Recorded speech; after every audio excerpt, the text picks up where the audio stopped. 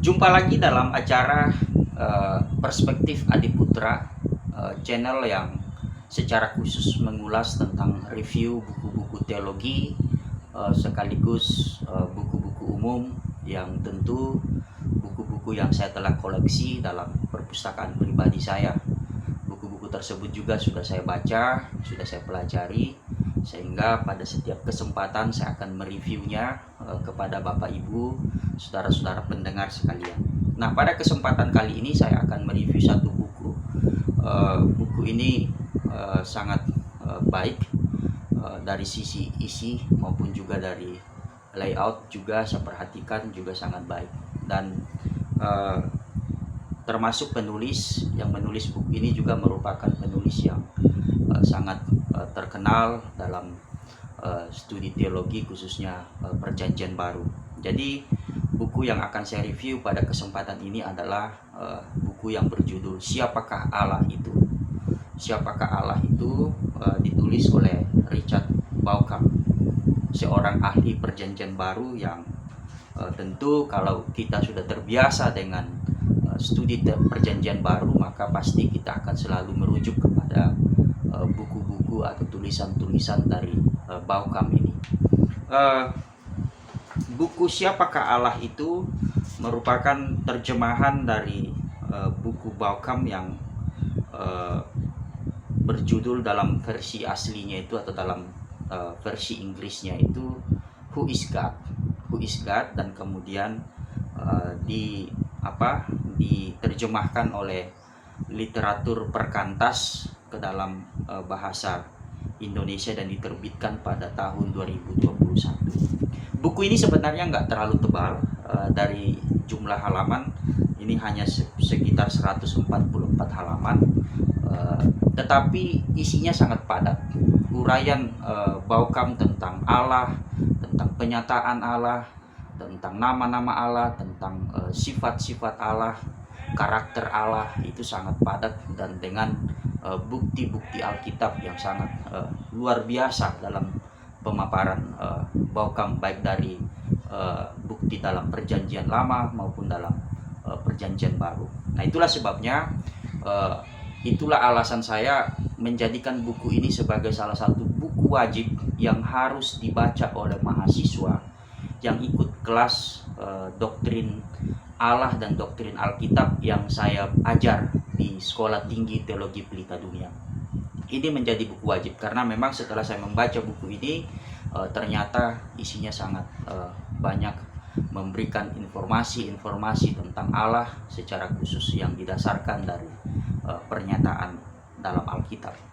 Nah, pada kesempatan ini saya akan mereview secara singkat isi dari buku ini. Setidaknya itu akan memberikan gambaran kepada Bapak Ibu, saudara-saudara yang mendengar video saya.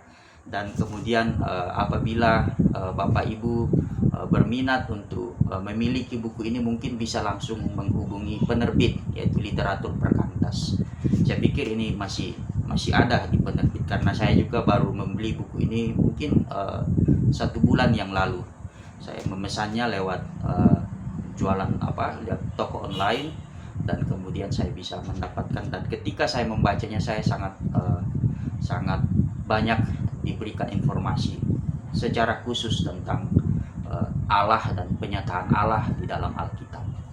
Nah, Bauckham selaku penulis memulai penjelasan dalam buku ini dengan mengemukakan ada beberapa pertanyaan, seperti apakah Allah itu ada, apakah ada Allah, atau siapakah Allah itu. Mungkin ini merupakan pertanyaan krusial yang hendak dijawab dalam buku ini.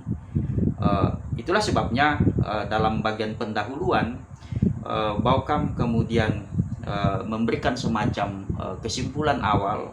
Dia katakan kita bisa menjawab pertanyaan siapakah Allah itu hanya dengan melihat penyataan Allah tentang dirinya sendiri. Nah, tentu kalau kita berbicara penyataan Allah tentang dirinya sendiri, hanya ada satu penyataan Allah yang otentik, yaitu Alkitab. Karena Allah hanya menyatakan dirinya kepada manusia melalui Alkitab. Nah, itulah sebabnya tidak mengherankan memang kalau dalam isi buku yang ditulis oleh Bauckham ini eh, semua berbicara tentang informasi dari Alkitab. Kemudian dicoba diinterpretasi oleh Bauckham dan dijelaskan dengan kalimat-kalimat yang sederhana tetapi juga sangat menarik untuk disimak. Nah, bagi Bauckham di dalam semua cerita yang tercakup dalam Alkitab memang ditemukan banyak momen-momen kunci tentang bagaimana Allah menyatakan dirinya. Dan itu bisa dikatakan memberikan semacam definisi tentang siapa Allah itu bagi kita umat Allah, atau dalam konteks kita hari ini yaitu bagi gereja, atau dalam konteks yang lampau kalau kita berbicara PL berarti konteks bangsa Israel. Jadi momen-momen itulah yang akan menjadi fokus Bauckham dalam menjelaskan atau menulis bukunya ini. Nah, itulah sebabnya yang akan dibahas misalnya dalam buku ini misalnya kisah tentang mimpi Yakub di Betel seperti yang dikisahkan dalam Kejadian pasal 28 ayat 10 sampai 22. Kemudian juga bagaimana Allah menyatakan dirinya kepada Musa dalam semak duri yang menyala seperti yang dicatat oleh Musa sendiri dalam Keluaran pasal 3, dan kemudian penyataan Allah kepada Musa di Gunung Sinai, Keluaran 33 sampai 34, dan kemudian dia juga memberikan 3 momen kunci dalam penyataan di Injil Markus. Injil Markus itu ada 3 momen kunci seperti Markus pasal 1 ayat 9 sampai 11, dan kemudian pasal 9 ayat 2 sampai 8, dan terakhir pasal 15 ayat 37 sampai 39. Ini nanti kita akan lihat yang bukti dari Markus ini akan dibahas secara tuntas oleh Bauckham dalam bagian keempat, bab 4 dari buku ini. Menurut apa yang dijelaskan oleh Bauckham dalam bagian pendahuluan ini, dia katakan bahwa pendekatan yang digunakan dalam buku ini adalah memandang Alkitab itu secara keseluruhan sebagai buku kanonik. Jadi titik berangkat Bauckham adalah melihat Alkitab itu berotoritas, memiliki otoritas, memiliki wibawa, karena memang Alkitab itu adalah firman Allah.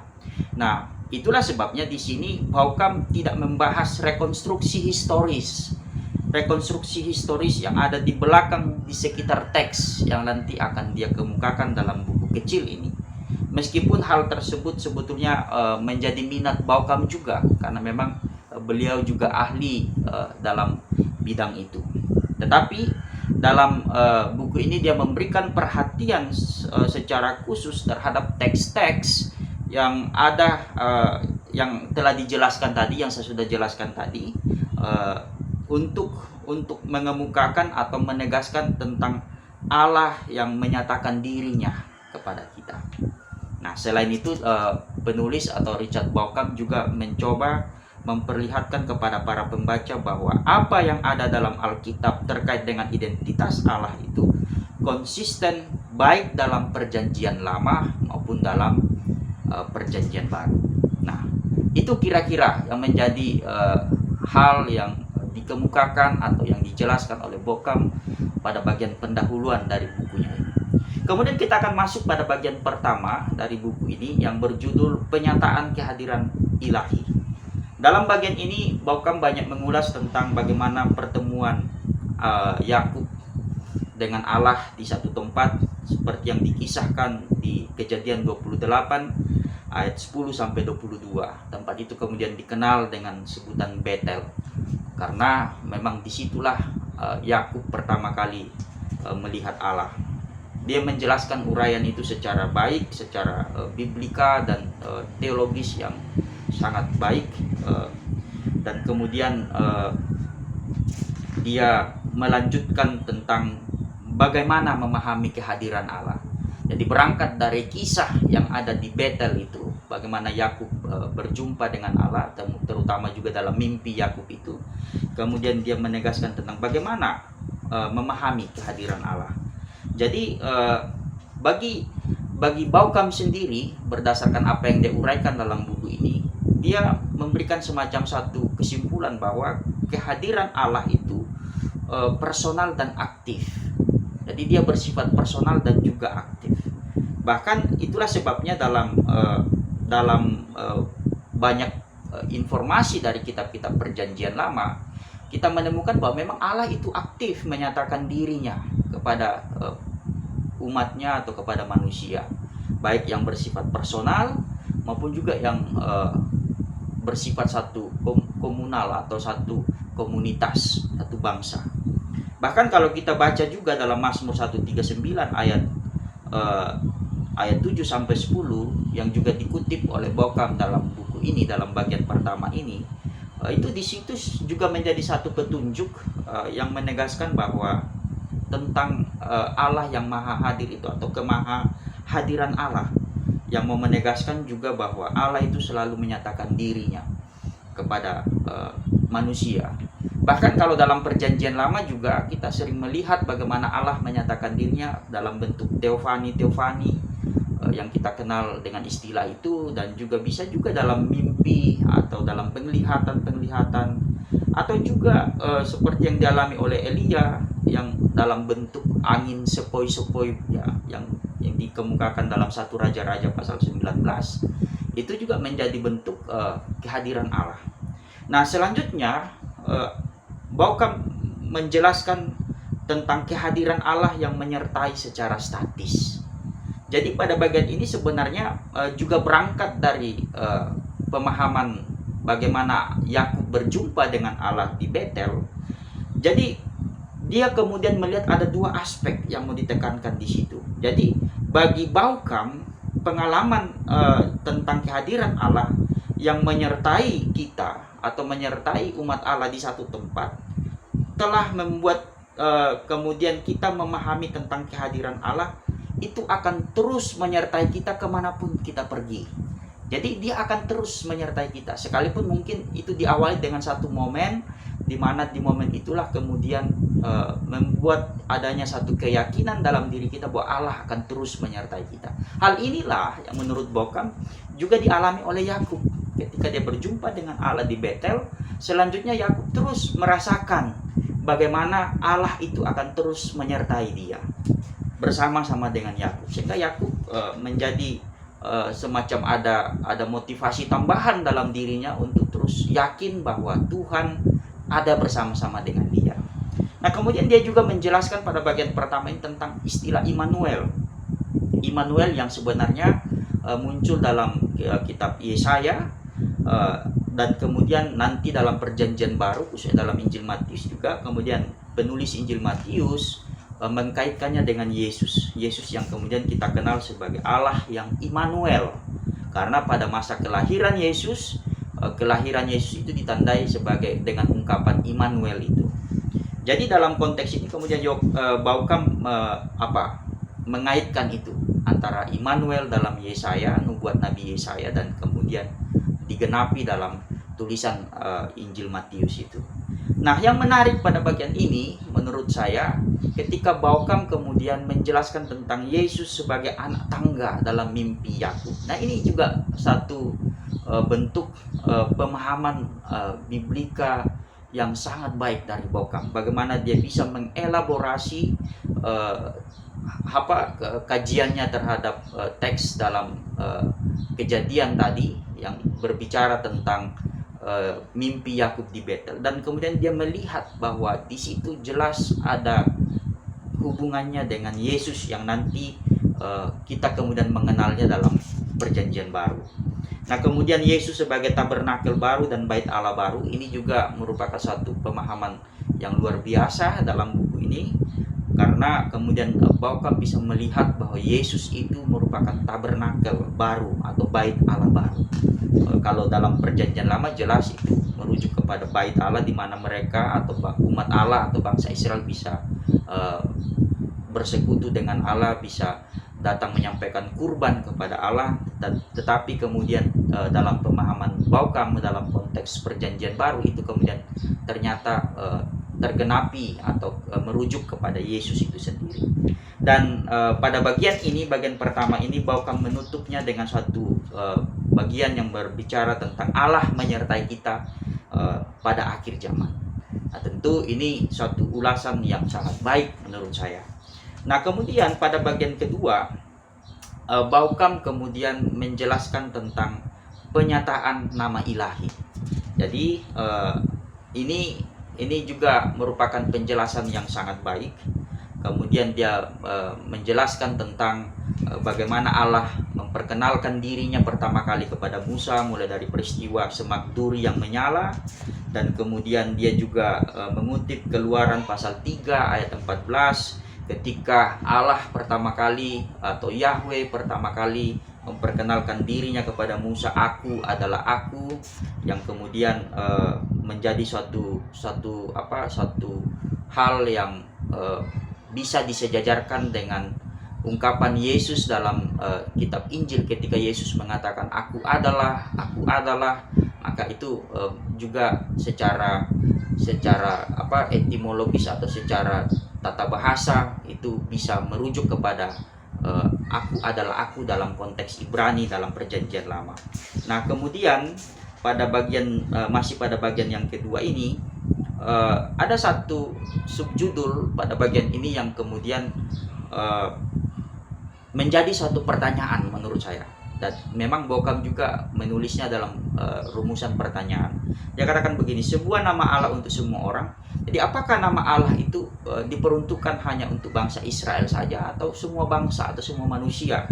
Nah, dalam penjelasannya di sini yang menarik menurut saya, cukup menarik menurut saya, dia katakan bahwa muncul pertanyaan, apakah nama ilahi yang dinyatakan kepada Musa itu adalah sebuah nama yang dipergunakan hanya oleh orang Israel saja?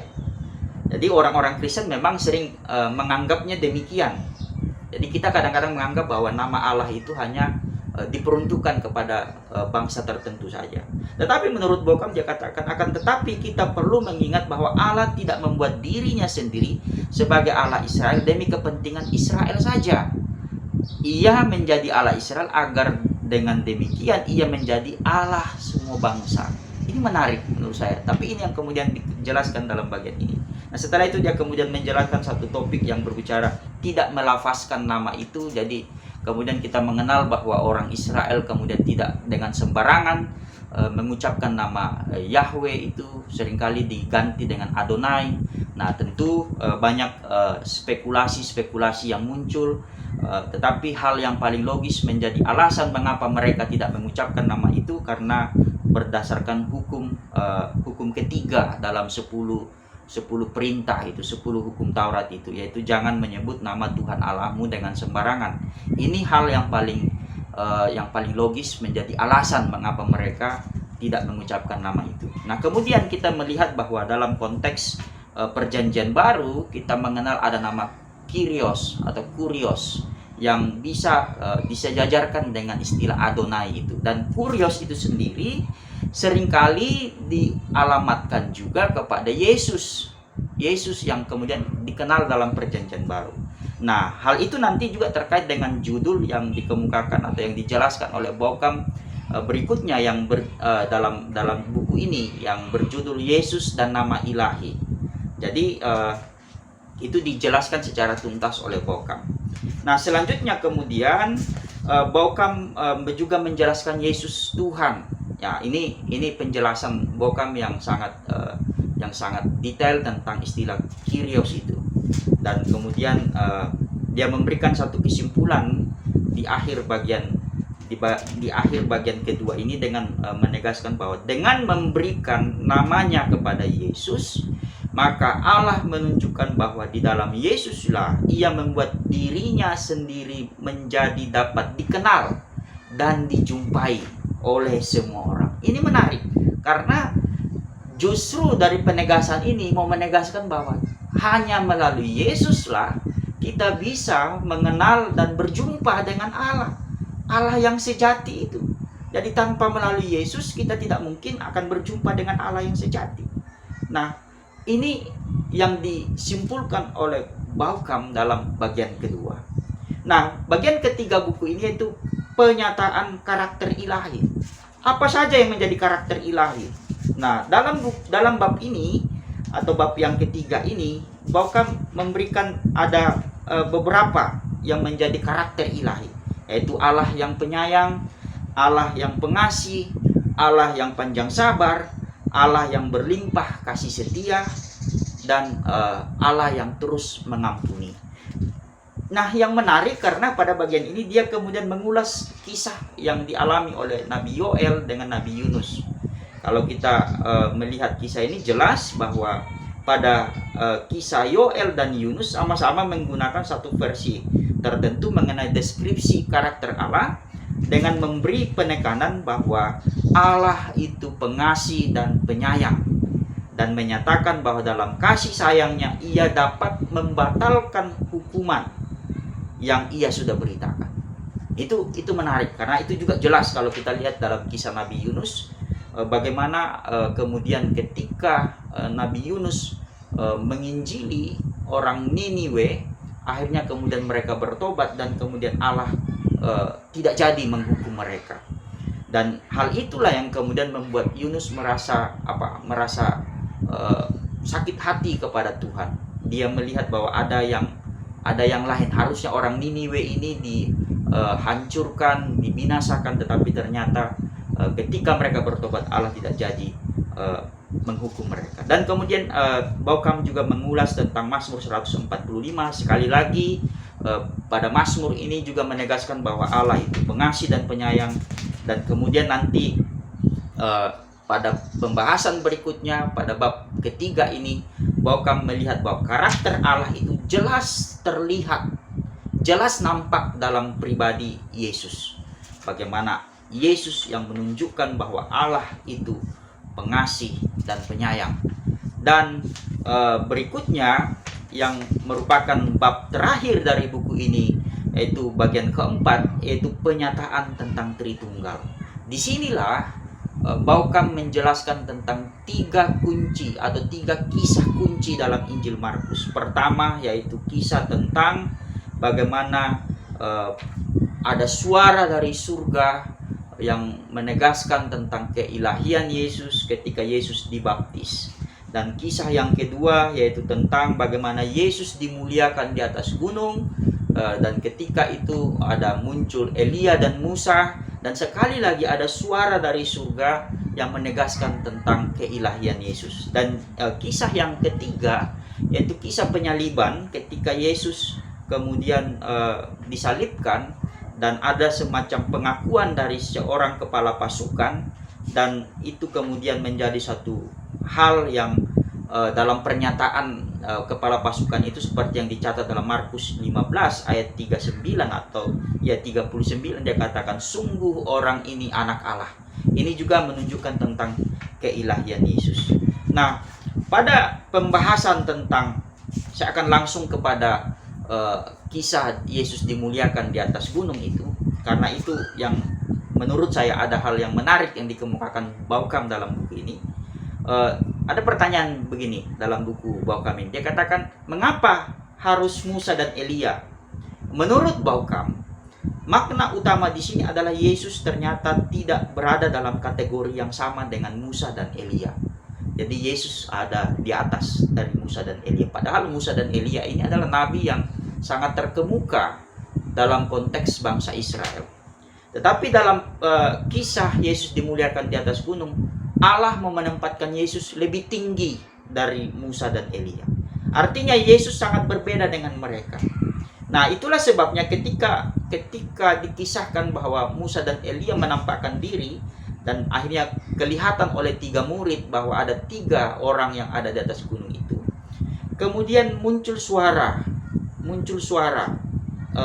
dari surga yang mengatakan bahwa yang dimana suara itu sebenarnya dialamatkan kepada Yesus, bahwa inilah anakku yang terkasih, inilah anakku yang terkasih.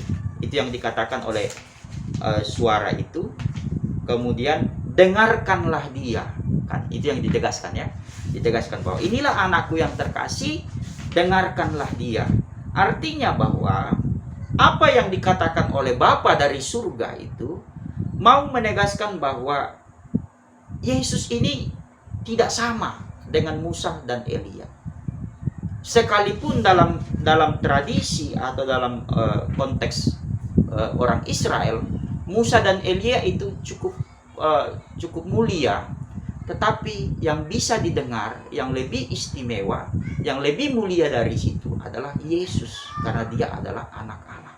Itulah sebabnya Bapa mengatakan, dengarkanlah Yesus. Jadi hanya Yesus yang bisa kita dengar. Nah, kemudian baru ada penjelasan tentang kepala pasukan yang kemudian mengucapkan suatu pengakuan yang luar biasa, di mana dia mengatakan bahwa sungguh dia ini adalah anak Allah. Bagi saya, buku yang ditulis oleh Baukham ini sangat memberkati saya, dan banyak sekali informasi-informasi yang kemudian membuat pemahaman teologi saya, terutama teologi biblika, dalam memahami kealahan atau keilahian Yesus, itu banyak saya temukan dalam buku ini.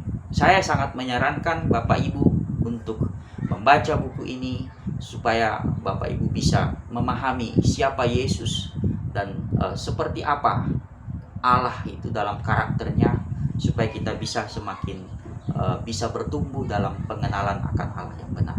Demikianlah review buku hari ini, saat ini, dan sampai jumpa pada review buku selanjutnya. Terima kasih.